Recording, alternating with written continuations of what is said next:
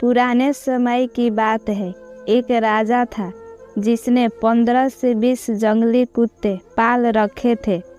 इस जंगली कुत्तों का इस्तेमाल वो लोगों को उनके द्वारा की गई गलतियों पर मौत की सज़ा देने के लिए करता था। एक दिन राजा के एक 10 साल पुराने मंत्री से कोई गलती हो जाती है। राजा अपने मंत्री से बहुत क्रोधित होते हैं।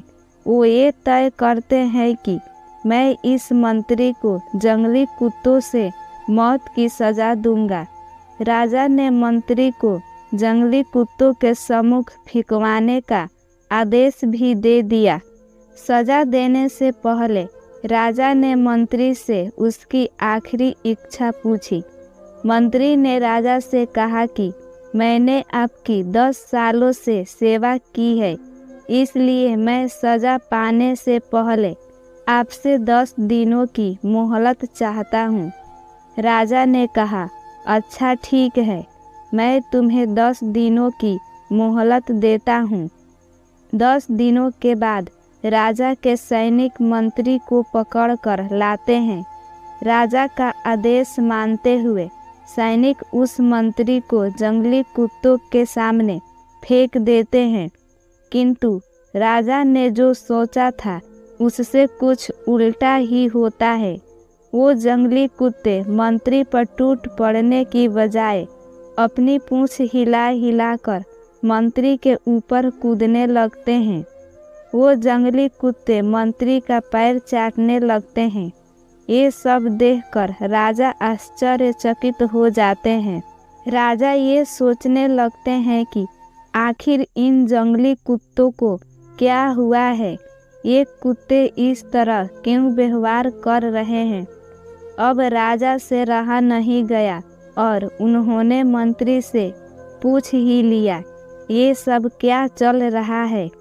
ये जंगली कुत्ते तुम्हें काटने की बजाय तुम्हारे साथ क्यों खेल रहे हैं। मंत्री ने जवाब दिया, राजन, मैंने सज़ा से पहले आपसे 10 दिनों की मोहलत ली थी और उसी समय में मैं इन बेजुबान जंगली कुत्तों की सेवा में व्यस्त हो गया था।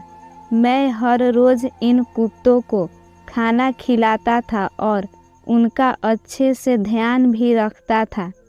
ये कुत्ते इतनी जंगली होने के बावजूद भी मेरी 10 दिन की सेवा को नहीं भूल पाए और आप राजा यानी कि प्रजा के पालक होकर भी मेरी 10 वर्षों की सेवा को भूल गए और आपने मेरी एक छोटी सी गलती पर इतनी बड़ी सज़ा सुना दी।